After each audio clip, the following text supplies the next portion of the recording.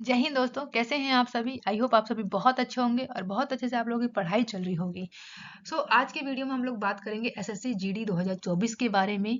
कितनी इसमें पोस्ट है, क्या इसमें टोटल पोस्ट आई है और क्या इसकी स्टार्टिंग डेट है फॉर्म फिलिंग की, एग्जाम डेट क्या है, लास्ट डेट क्या है। बहुत सारे क्वेश्चन होंगे आपके मन में, उन सभी क्वेश्चन को अभी हम यहाँ पर आसानी से समझेंगे कि कैसे कैसे करना है। तो अभी जो है आप सभी के लिए एक और जो है एसएससी जीडी भर्ती आ गई है, जो कि आप लोगों के लिए बहुत बड़ी खुशखबरी की बात है।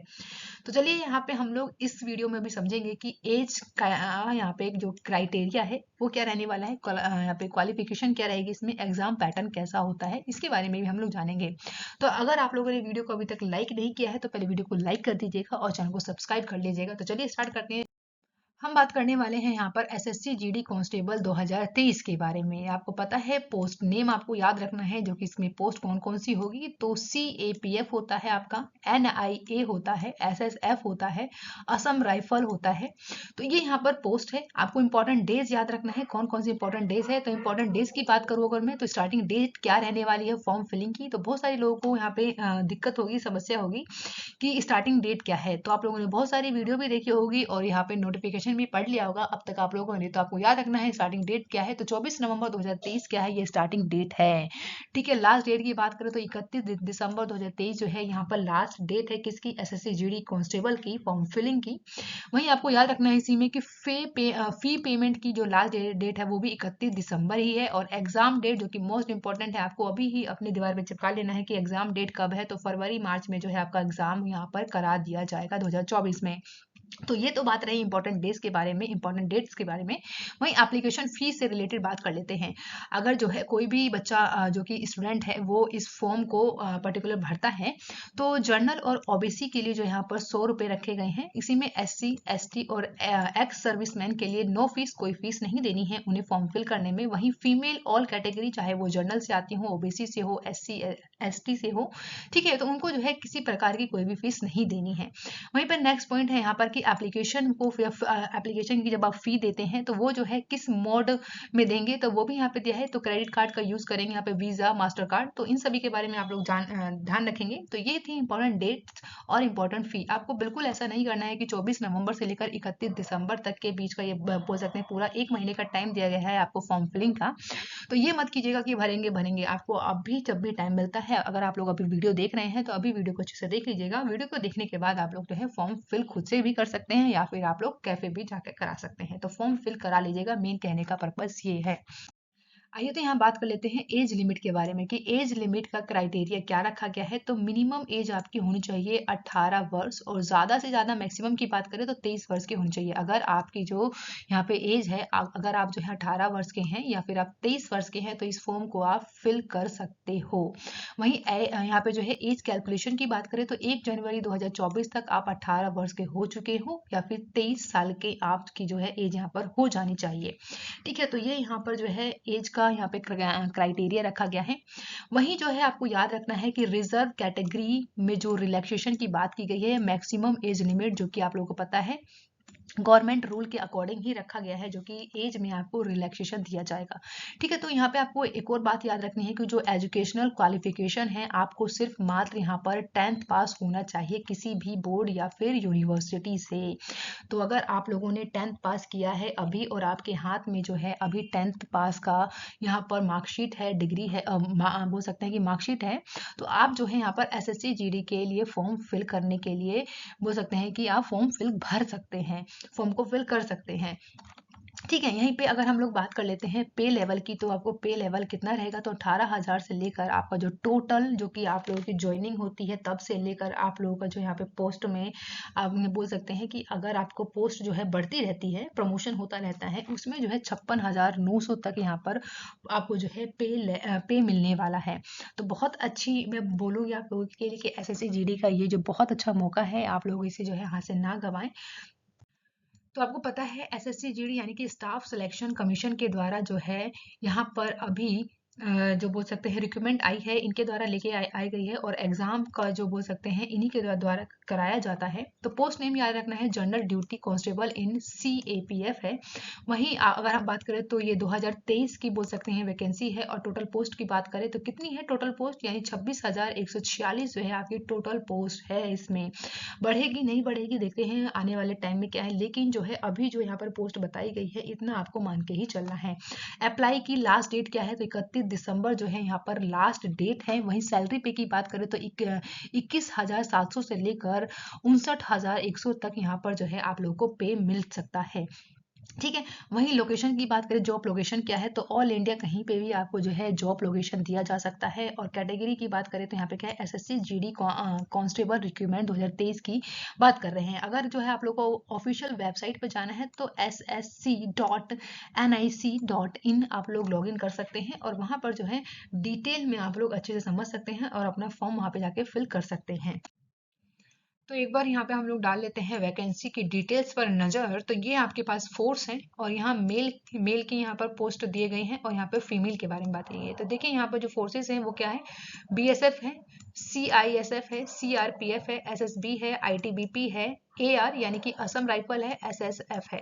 तो फीमेल की बात कर लें, यहाँ पर जो फीमेल की बात करें तो इसमें जो है UR की बात करें, यानी कि अनरिजर्व की बात करें, तो इनकी जो पोस्ट दी गई है कितनी दी गई है, तो 369 जो है BSF में दी गई है।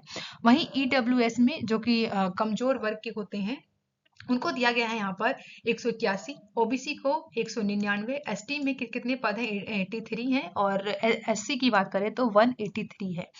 और यही बात कर लेते हैं CISF की, तो यहाँ पर आप लोग देखिएगा 164 है SC की, यहाँ पर CISF में बोल सकते हैं कि कितनी पोस्ट आई है, 103 ST के लिए है, और 244 जो है OBC के लिए है, 125 यहाँ पे EWS फीमेल के लिए दिया गया है। और अनरिजर्व में जो है सबसे ज्यादा वैकेंसी किसमें है, CISF में है, तो यहाँ पे 446 दी गई है। तो इम्पोर्टेंट है, इसको याद रखेंगे। और इसमें जो है अलग अलग यहाँ पे जो भी फोर्सेस हैं उनके अकॉर्डिंग यहाँ पर जो पूरे की पूरी वैकेंसी को अच्छे से पोस्ट को बताया गया है कि कितना जो है किसे दिया जा रहा है। टोटल की बात करें BSF में तो यहाँ पर 963 दिया गया है। वहीं CISF की बात करें तो याद रखिएगा 1112 यहाँ पे टोटल पोस्ट दी गई है। और CRPF की बात करें तो 71 दी गई है टोटल पोस्ट। SSB की बात करें जो कि फीमेल में 42 दिया गया है। ITBP की बात करें तो 495 दिया गया है किसे, ITBP में पोस्ट, और जो कि फीमेल को दिया है। AAR में बात करें तो 42 दिया गया है। वहीं SSF में बात करें तो 74 यहाँ पर टोटल पोस्ट दिया गया है। नेक्स्ट बात कर लेते हैं मेल के बारे में। तो मेल की बात करें यहाँ पर तो अनरिजर्व की बात कर लेते हैं यहाँ पर, तो यहाँ पर टोटल दिया गया है 1956 जो है यहाँ पर टोटल पोस्ट दी गई है BSF में। साथ ही यहाँ पर EWS वाली कैटेगरी के जो जितने भी मेल पर्सन होंगे उनको कितना दिया गया है, 1025 दिया गया है। OBC के लिए 1028 है। ST के लिए यहाँ पर कितनी है, 467 है, और 735 यहाँ पर SC के लिए यहाँ पर BSF में पोस्ट है। तो अच्छे से ध्यान से आप लोग जो है वीडियो को पोस्ट कर लीजिएगा, अच्छे से देख लीजिएगा। हम बात कर लेते हैं यहाँ पर टोटल पोस्ट के बारे में। तो टोटल पोस्ट की बात करें मेल को BSF में कितना दिया गया है, तो याद रखिएगा 5,211 यहाँ पर टोटल पोस्ट है। और CISF में बात करें तो यहाँ पे दिया गया है 9931 दिया गया है, यानी कि 9913 जो पोस्ट दी गई है किसे, मेल में CISF में। वहीं यहाँ पर CRPF की बात करें तो 3266 यहाँ पर पोस्ट दी गई है किसमें, CRPF के द्वारा। और SSB में है आपका 593 दिया गया है। वहीं ITBP की बात करें तो 2654 यहाँ पे दिया गया है। साथ ही AR यानी कि असम राइफल में 1448 दिया गया है यहाँ पे पोस्ट है टोटल। और यहाँ पर SSF की बात करें तो 222 यहाँ पर टोटल पोस्ट दी गई है।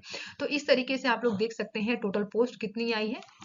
तो आप लोगों को देखना है 26,146 टोटल पोस्ट है। आगे बढ़ेगी कि नहीं बढ़ेगी देखते हैं, लेकिन आप लोग जो है ना तैयारी अभी से ही कर लेना है।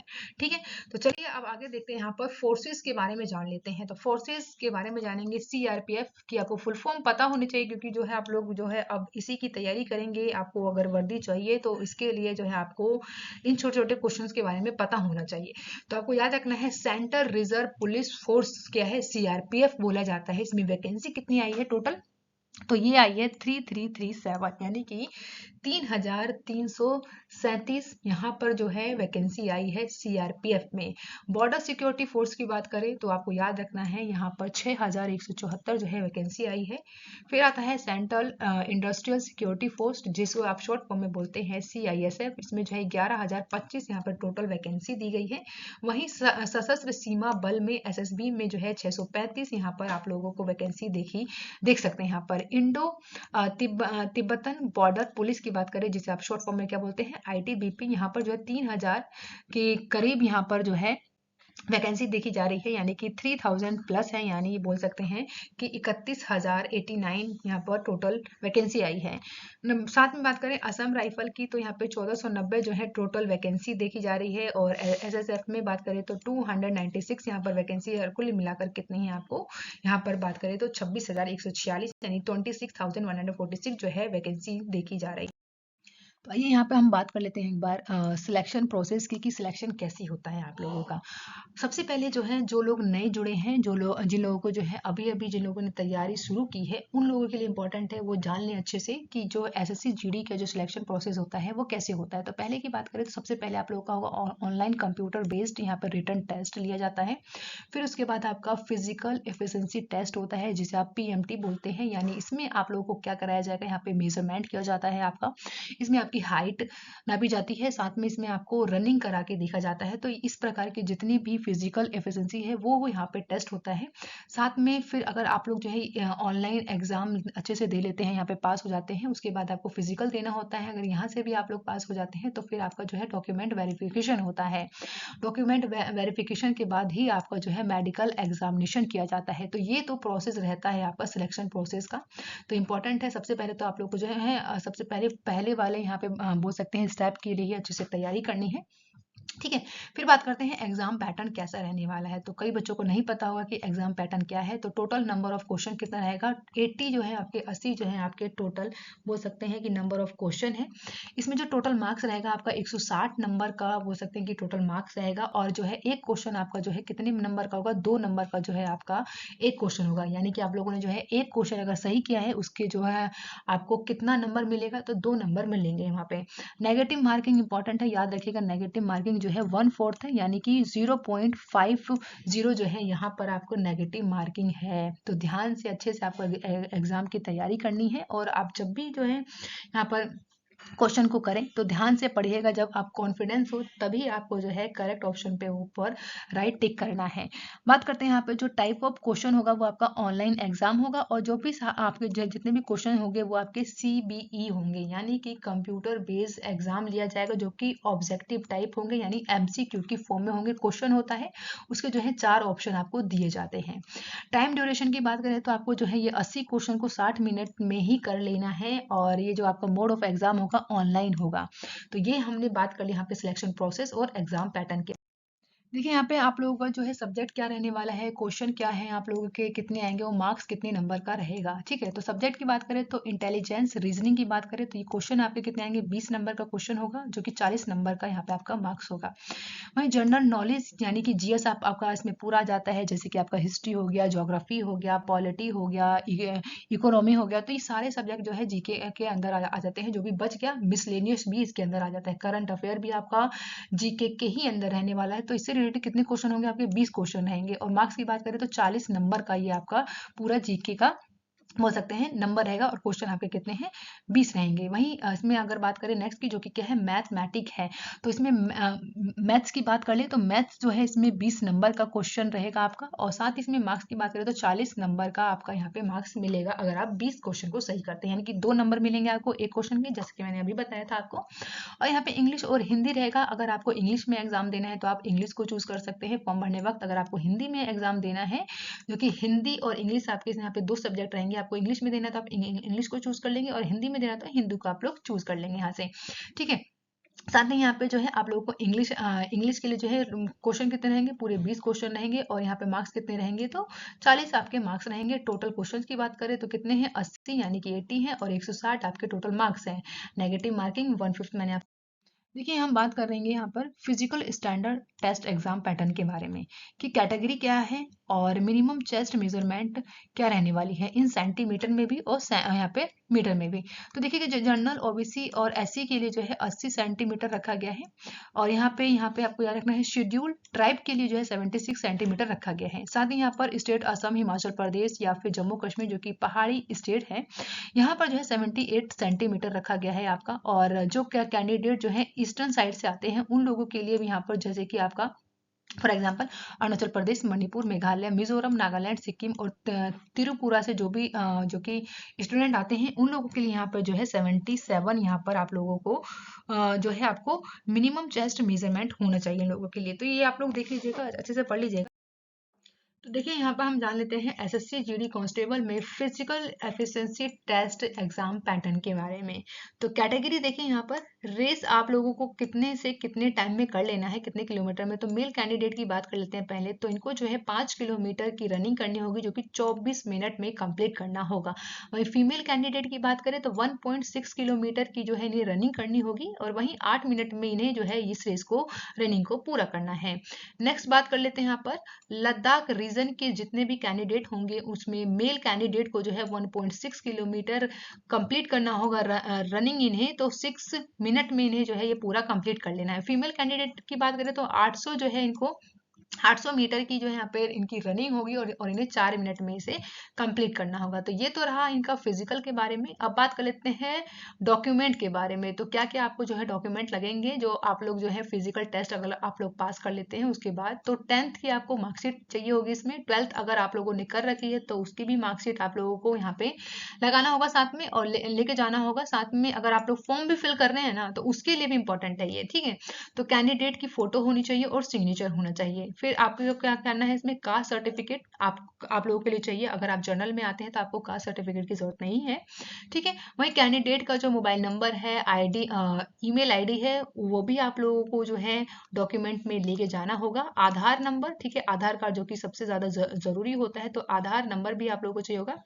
और यहाँ पे जो है any other document for which the candidate want benefit, यानी कि अगर यहाँ बात करें, लास्ट में बात किया गया है, अगर आप लोगों के पास जो है एनसीसी के अगर सर्टिफिकेट है तो वो भी आप लोगों को जो है यहाँ पर आप लोग लगा सकते हैं, या फिर कोई स्टेट का आप लोगों ने कोई पार्टिसिपेट किया हो किसी भी गेम में तो वो भी आप यहाँ पर लगा सकते हैं, ठीक है। तो ये आपको याद रखना है, डॉक्यूमेंट से रिलेटेड हमने बात किया है। Thank you for watching guys. आप लोगों ने वीडियो को पूरा देखा है, और आप लोगों को वीडियो को लाइक करना है, चैनल को सब्सक्राइब कर लेना है, और वीडियो को आप लोगों को क्या करना है, ज़्यादा से ज़्यादा लोगों में शेयर कर देना है। Bye bye guys and take care.